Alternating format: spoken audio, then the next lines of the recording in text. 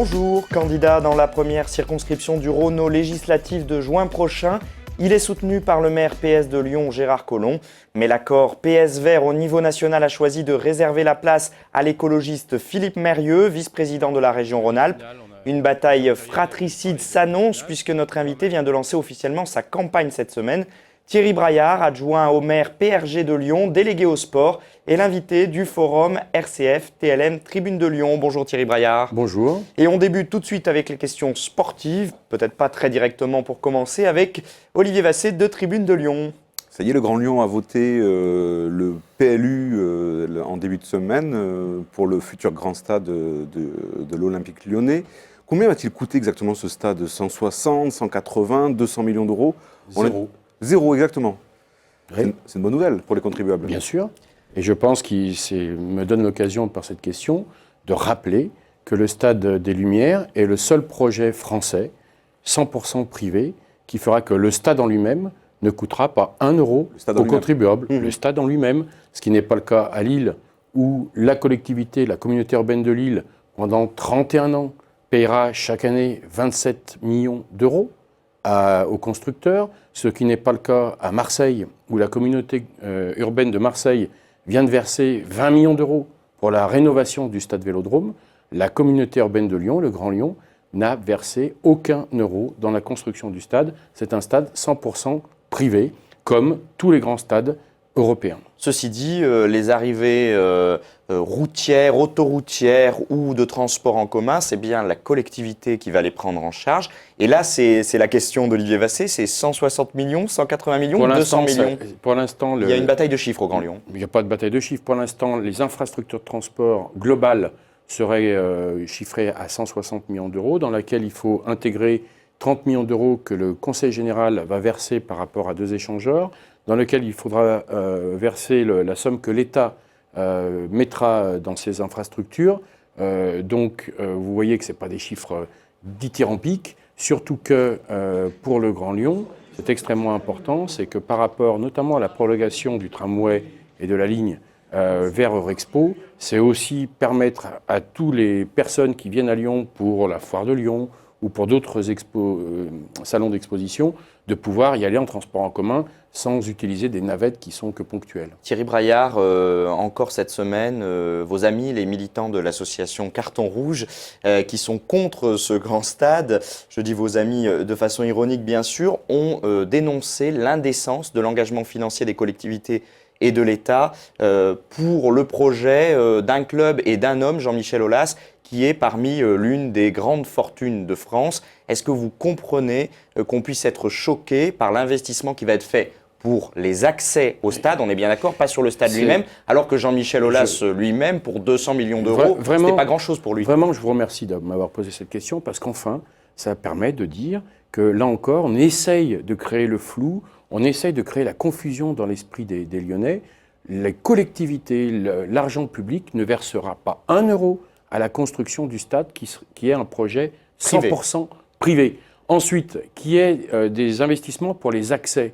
Lorsque, par exemple, on fait un centre commercial à Saint-Priest, lorsque, par exemple, on fait le Carré de Soie, s'il y a une prolongation de métro qui va jusqu'au Carré de Soie pour faciliter l'accès des citoyens à ce genre d'endroit, on ne va rien dire. Et je n'ai pas entendu les gens de Carton Rouge se plaindre. Et pourtant, le Carré de Soie, c'est Altarea. Altarea, c'est Alain Taravella. Alain Taravella est une des 20 plus grandes fortunes de France. Oui, mais donc, les commerçants du Carré de Soie n'encaissent pas autant d'argent que les footballeurs de l'Olympique lyonnais ou que Jean-Michel Aulas, non? Mais déjà, un footballeur n'est pas un commerçant, c'est un salarié. Donc, il ne faut pas tout mélanger. Je pense qu'ils sont un peu à court d'arguments, Carton Rouge, et que ça crée une confusion. Il n'y a pas 1 euro d'argent public qui est versé dans la construction du stade. C'est le seul cas de tous les stades français. Dans tous les autres stades, l'argent public va financer soit la rénovation, soit la construction d'un stade, et parfois avec des montants importants. Je vous ai cité le cas de Lille. Vous avez évoqué les accès justement à ce futur stade des Lumières, hein, c'est ainsi qu'il sera baptisé. Gérard Collomb, là, en début de semaine, a évoqué du bout des lèvres le prolongement de la ligne de métro A. Ça y est, la décision est prise ou on prépare les esprits en fait à la prolongement? Ce n'est pas Gérard Collomb, c'est l'intervenant d'un groupe qui a fait ce souhait. C'est quelque Colomb chose, en a parlé aussi. c'est quelque chose qui est j'allais dire, qui peut être envisagé. Pour l'instant, aucune décision n'est prise. On a l'impression quand même que la majorité prépare les esprits, alors que jusqu'à présent, on nous parlait que d'un accès par tramway pour ce qui concernait les transports en commun, alors que tout le monde disait que ce n'était pas réaliste de faire arriver autant de monde par tramway. Et les opposants disent toujours, il y a 70% des visiteurs du stade qui vont arriver en voiture. Est-ce que c'est moderne? Est-ce que c'est écolo?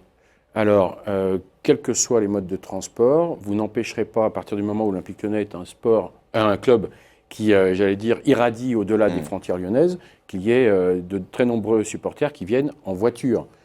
Donc là aussi, il faut arrêter. Je veux dire, ce côté de dire Oui, mais là, tout le monde viendra. On parle des Lyonnais, ceux qui Mais veulent faire quelques kilomètres. Les Lyonnais qui voudront prendre les transports en commun pourront le prendre via, pour l'instant, la prolongation de la ligne tramway, le site propre qui est conçu de Rexpo jusqu'au stade des Et il n'y aura Lumières. pas d'embouteillage. alors. Et Il n'y aura pas d'embouteillage les soirs de vous match. savez, quand on voit, et je sais que vous êtes un fidèle supporter de l'Olympique Lyonnais, donc vous vous rendez souvent à Gerland, j'espère qu'il y en aura moins qu'à Gerland, où lorsqu'on va au stade ou lorsqu'on en part, on met 2 heures.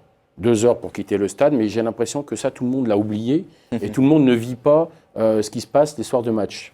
Non, mais Pour un stade de 40 000 places. Mhm. Alors imaginez si à Gerland il y avait 60 000 places, ce qui se passerait. Mais là, c'est un quartier Non, mais- qui est embouteillé. C'est pas, voilà, c'est pas une région. c'est pas c'est une zone qui va être énorme, qui va être tout embouteillée. C'est tout l'est de Lyon qui va être embouteillé les soirs de match. Absolument pas. Je vois pas pourquoi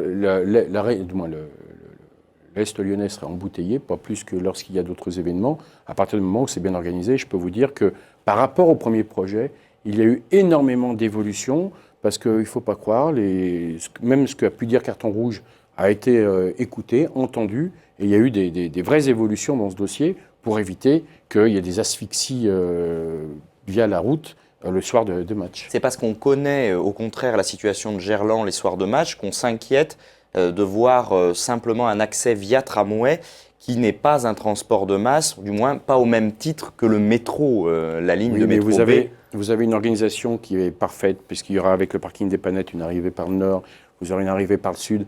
J'allais dire, vous en faites pas, tout a vraiment été étudié par l'Olympique Lyonnais. C'est l'intérêt de tout le monde. L'intérêt de tout le monde, c'est que les gens qui veulent aller voir un match puissent y aller dans les meilleures conditions qui soient, et notamment en termes d'accès et d'accès en transport public. Le contexte économique n'est pas forcément favorable à ce type de grands projets, Thierry Braillard. Je parlais tout à l'heure de l'argent public qui va être investi pour les accès. Est-ce qu'en période de crise, c'est bien raisonnable? Heureusement qu'il y a des investissements publics, parce que sinon, vous savez, on vient d'apprendre que sur le dernier trimestre de 2011 et sur le premier trimestre de 2012, on sera en récession, la France. Et que le gouvernement, qui est parti sur une perspective de croissance à 1%, ce qui est très faible, va être obligé de revoir sa copie, certainement lors d'un collectif budgétaire. La situation est grave. Il faut bien des investissements publics pour quand même nourrir la croissance et nourrir l'emploi.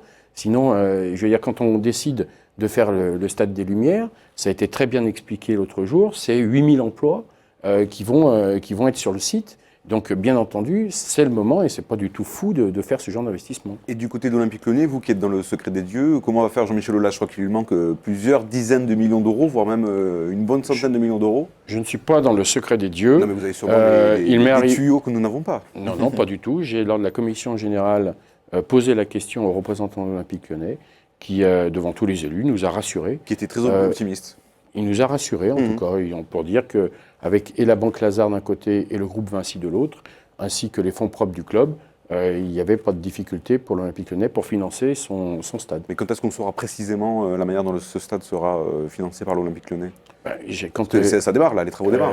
J'allais dire, je pense que si l'Olympique Lyonnais n'avait pas le financement, il n'y aurait pas de pose de la première pierre. Ils ne sont pas assez fous pour cela, mais c'est vraiment privé, donc il faut vraiment leur poser la question à l'Olympique Lyonnais. Moi, je n'interviens que sur le secteur public. Alors, dans l'actualité du sport, il y a eu ces derniers jours également Claude Puel, l'ancien entraîneur de l'Olympique Lyonnais, qui a été débouté de sa demande suite à des petits soucis avec son ancien employeur. Il demandait une forte somme d'argent, près de 5 millions d'euros. Est-ce que vous êtes surpris de cette décision, du fait qu'il ait été débouté de ses demandes, ou est-ce qu'au contraire, vous trouvez, en tant qu'adjoint au sport, que ce n'est que justice? Vous m'avez demandé en tant qu'avocat. J'aurais pu vous faire un commentaire de la décision, mais comme je vais vous demander après. Comme vous avez bien précisé, vous avez eu raison en tant qu'adjoint au sport, vous me permettrez de ne pas commenter cette décision. En tant qu'avocat, vous êtes surpris? Et là, comme je suis invité en tant qu'adjoint au sport, je ne vous répondrai pas. À propos du rugby, je crois que vous êtes aussi très attaché au loup. Hein. C'est votre père, je crois, qui a joué sous ses couleurs. Que pensez-vous de la mise en examen de Yvan Pathé récemment? Est-ce que vous pensez qu'il doit démissionner de la présidence du club? Alors, Yvan Pathé, à mis en examen dans une affaire qui ne concerne pas le loup rugby, qui est l'affaire Rhône Express. Bien sûr. Ceci dit, Mais ce qui est bien dans ça votre n'empêche cité, il y en a un qui pose la question et l'autre donne la réponse à ma place. Non, non, non. J'allais n'empêche faire pas exactement la même réponse. À partir du moment où ça n'a strictement rien à voir avec le loup rugby. Ça n'attache pas l'image du loup rugby. Je pense Il y que a pas de c'est problème une pour l'image. décision qui lui appartient. Et là encore, il ne m'appartient pas, moi, à me transformer en procureur de la République. Non. Non, mais sans être procureur, est-ce que ça peut porter tort au loup rugby que son président, au moment où le loup est Localement, quand même c'est quand même pas terrible. aujourd'hui dans Oui, mais l'élite du rugby français? Si vous voulez, on est en train vraiment de déraper. On est dans un pays où il y a la présomption d'innocence. On a, et j'ai lu comme vous, qu'Yvan Pathé se justifiait et estimait n'avoir aucune culpabilité. Donc là, on est en train de dire, bon, même si tu estimes n'être pas coupable, il faut que tu dises que tu es coupable et que tu fasses penser que tu peux être coupable, alors qu'on a un principe intangible. Donc après, c'est lui qui voit si, pour la meilleure défense de ses intérêts, il a intérêt à prendre du recul ou pas. C'est surtout pas moi à lui donner un conseil. Non, mais c'est pas nous qui mettons en cause la présomption d'innocence, c'est par exemple les politiques qui ont décidé eux-mêmes qu'un ministre mis en examen, alors il y a eu des exceptions dernièrement, mais un ministre mis en examen, ça démissionnait, notamment dans le gouvernement Jospin, et pas des moindres, puisque Dominique Strauss-Kahn, qui était ministre de l'économie et de l'industrie, a décidé de démissionner pour laisser le gouvernement travailler. Et vous avez remarqué que cette jurisprudence ne s'est plus appliquée sous le gouvernement Fillon, puisque M. Santini était mis en examen pendant plusieurs mois, voire années, et qu'il est resté ministre sans aucun problème. Ce qui signifie qu'on peut être mis en examen et continuer à avoir une vie publique et avoir des responsabilités à importantes. partir du moment, qu'on soit bien d'accord, où la mise en examen n'a aucun lien direct avec le dossier. Avec, bien sûr. Mais ça ne nous choque pas Que Yvan Pathé reste à la tête du loup à l'heure actuelle. je vous dis vraiment, c'est une décision qui appartient. Il faut faire attention. Là, on est en train vraiment de vouloir rentrer dans toutes les structures. C'est une société privée. Est-ce que vous comprendriez et vous trouveriez normal que je dise, bah tiens, dans telle société, il faudrait que le directeur général se prenne du recul, démissionne ou se retire? Non. Je veux dire, il y a des actionnaires, c'est à eux à décider si Yvan Pathé doit rester ou pas. Et ce n'est pas moi. Moi, le seul regard que j'ai face à Yvan Pathé, c'est la présomption d'innocence et le fait que dans ses arguments, il estime pour l'instant ne pas être coupable.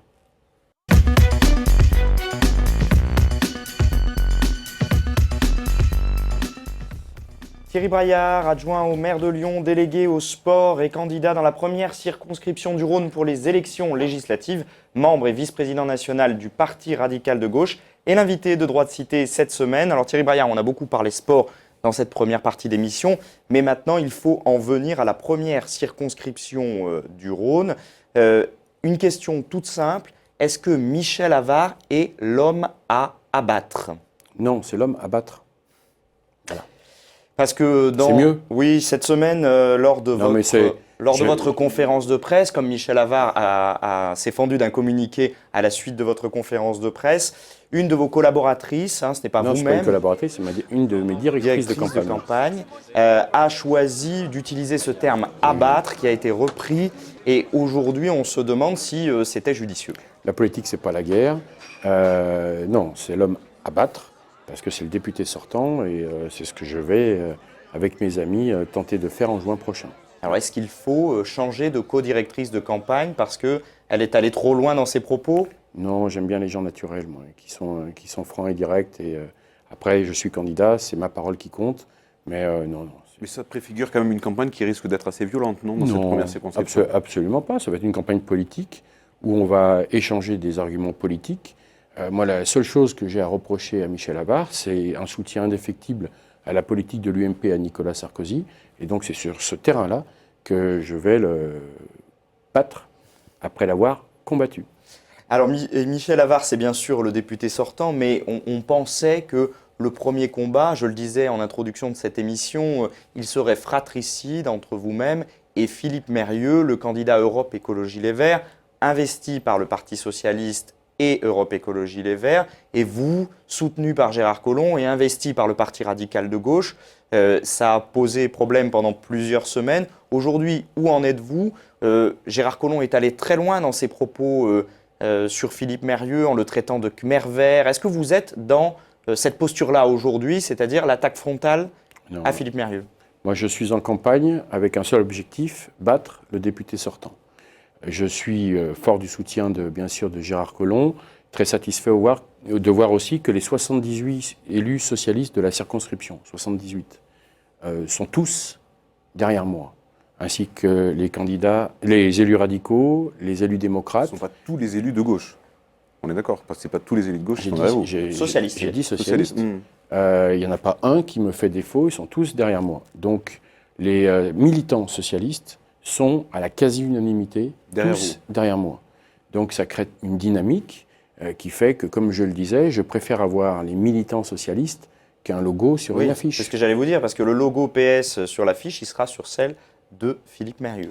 Oui, mais j'allais dire, c'est vraiment pas un souci. Je crois qu'aujourd'hui, les électeurs ont bien compris que Philippe Mérieux ne défendait pas la candidature de François Hollande, alors que moi, je défends la candidature de François Hollande. Donc c'est pour ça que dans la perspective des élections présidentielles, ça me permet de clarifier le débat. Dernièrement, lors du Forum Libération, vous avez rencontré de façon rapide, mais quand même, François Hollande, candidat à l'élection Pas si rapide que présidentielle. ça. Qu'est-ce qu'il vous Pas a si rapide dit? que ça. Qu'est-ce qu'il vous a dit? Est-ce que vous avez évoqué le cas de la première circonscription? Je l'ai vu avant et après son intervention, et je vous assure et je vous promets, on n'a pas du tout parlé de la première circonscription. C'est marrant, on vous croit pas, on a du mal à vous croire. Oh, pourquoi? Il faut croire les hommes politiques. Mais en quoi vous êtes plus légitime que Philippe Mérieux? Et est-ce qu'on peut vraiment battre un député sortant quand on part divisé? Alors, je pense qu'il n'y a pas de division. Il y aurait division si, comme je vous le disais, les élus se posaient des questions. Moi, tous les élus ont décidé de soutenir ma candidature, ce qui peut quand même justifier une légitimité. La deuxième chose dans cette légitimité, c'est que j'ai été candidat en 2007. Je n'ai pas arrêté de travailler le terrain et je crois beaucoup au rapport entre l'élu et les citoyens. Je suis peut-être naïf, je suis peut-être d'un autre temps, On va y mais revenir, je Thierry Braillard, mais il y crois a beaucoup division. à ce rapport de terrain. Il y a division Après, parce que vous êtes dans la même majorité mais- à la région Rhône-Alpes que Philippe Mais Mérieux. la division, elle est dans la, Au elle niveau va municipal être, aussi, au niveau elle municipal. va être dans la seconde circonscription, elle va être dans la troisième circonscription et elle va être dans la quatrième circonscription de Lyon. Il ne vous aura pas échappé qu'il y aura 4 candidats socialistes radicaux et 4 candidats verts. Donc, et comme ça se passait déjà en 2007. Donc cette division, elle existait en 2007 sans que ça émeuve personne. Et là, elle va exister dans les 4 circonscriptions. Excusez-nous, mais ça a surtout, dans la première circonscription, ému Gérard Collomb au point qu'il soit monté au créneau. Vous devez être assez content parce qu'il vous a défendu, j'ai envie de dire presque plus que de raison. Ça l'a pas ému, ça l'a un peu choqué, comme je vous l'expliquais, et comme l'a dit un de mes directeurs de campagne, Jean-Yves Sécheresse, qu'il ne comprenait pas comment il pouvait soutenir un candidat qui va être derrière Eva Joly et non pas soutenir le candidat qui soutient François Hollande.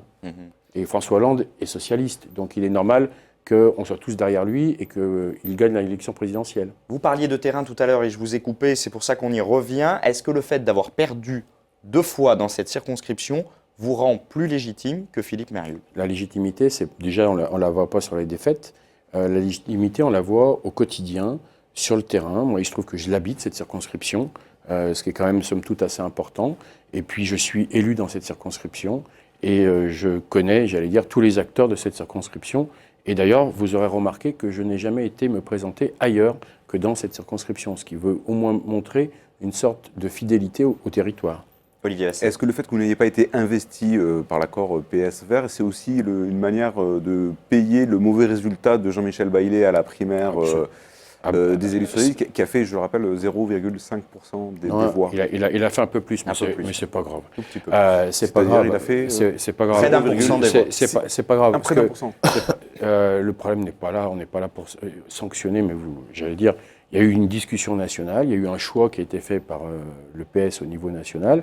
Il se trouve que localement, les socialistes estiment que ce choix n'est pas... Mais vous êtes un personnage important du Parti radical de gauche au niveau national. Jean-Michel Bailey aurait pu mettre tout son poids dans la balance pour vous soutenir sur cette circonscription. Je pense qu'il l'a mis, il l'a tellement mis que j'ai le soutien unanime de mon parti.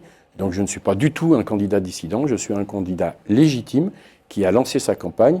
Et c'est vrai qu'il y a 4 directeurs de campagne, dont aussi Sandrine Fry, la présidente départementale du Parti radical de gauche, et puis aussi Thomas Rudigoz, qui vient du MoDem et qui est conseiller général du 5e arrondissement, et qui lui aussi est un homme de terrain très connu, est très compétent et qui connaît parfaitement son terrain. Et je vous le redis, une élection, ça ne se fait pas uniquement sur les écrans de télévision, ça se gagne avant tout sur le terrain. Vous ne m'en voudrez pas, mais ça fait 2 fois que vous le dites. 4 directeurs de campagne, ça fait pas un peu beaucoup pour une élection législative? Non, ça Vous ne montre, présentez pas à la présidentielle, ça, Thierry montre, Braillard. ça montre une dynamique, et puis ça montre aussi surtout que je suis le candidat du modèle lyonnais.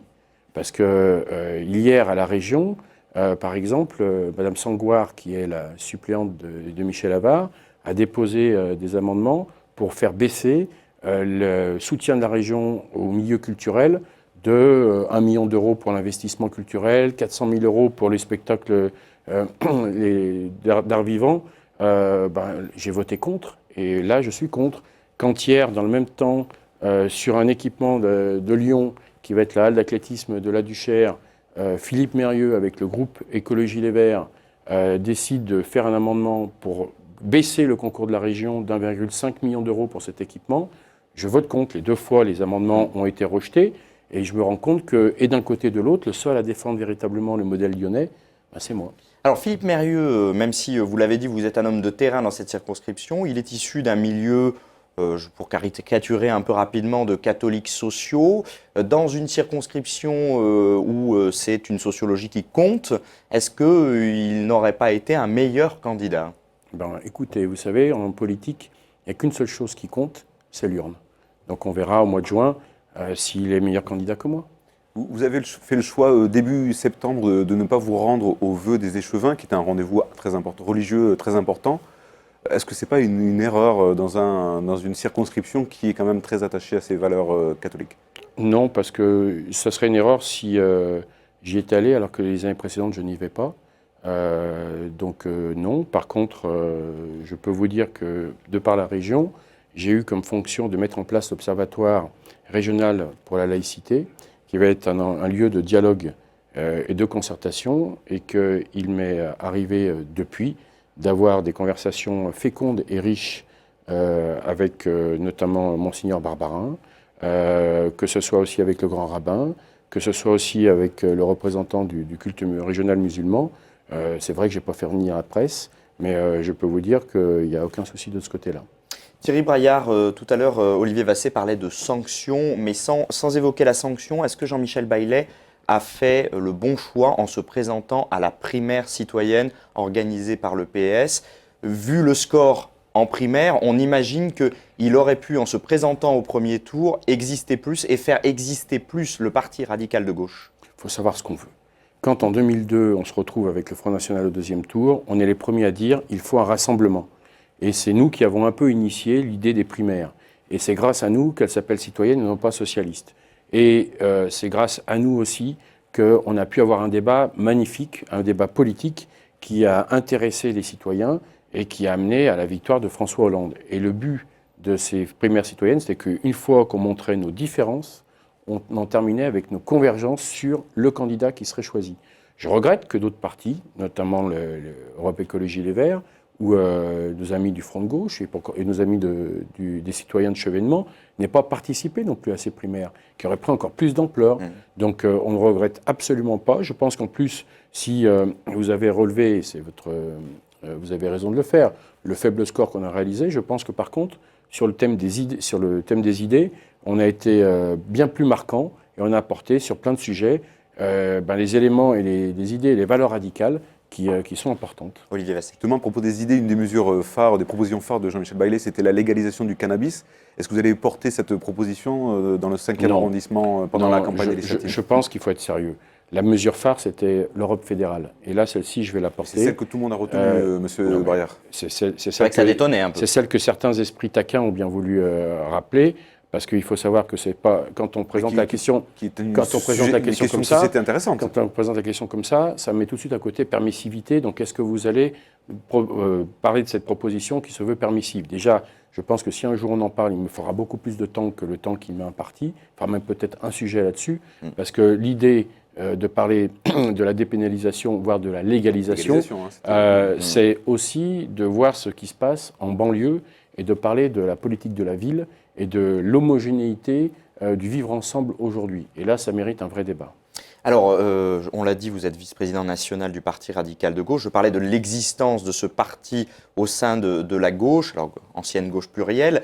Est-ce qu'il ne vous manque pas aujourd'hui un vrai leader charismatique, sauf le respect que je dois à Jean-Michel Baillet, quelqu'un qui porte vraiment et qui incarne ces idées-là de façon forte? On se souvient, il n'y a pas si longtemps, que le meilleur score du Parti radical de gauche, ça a été aux élections européennes, quand un certain Bernard Tapie conduisait la liste. C'est évident que vous avez fait l'analyse qu'on a tous faite, que si on a marqué sur les idées, le faible score fait que peut-être l'ornière médiatique dans laquelle était notre président depuis pas mal de temps a fait qu'il avait du mal à émerger, c'est le cas de le dire, surtout en ayant été le candidat se présentant le dernier, pour faire un bon score. Mais ça nous a permis quand même de remettre un peu les idées radicales au goût du jour, et c'était déjà Bernard une bonne Tapie chose. ne reviendra pas, en 2 mots?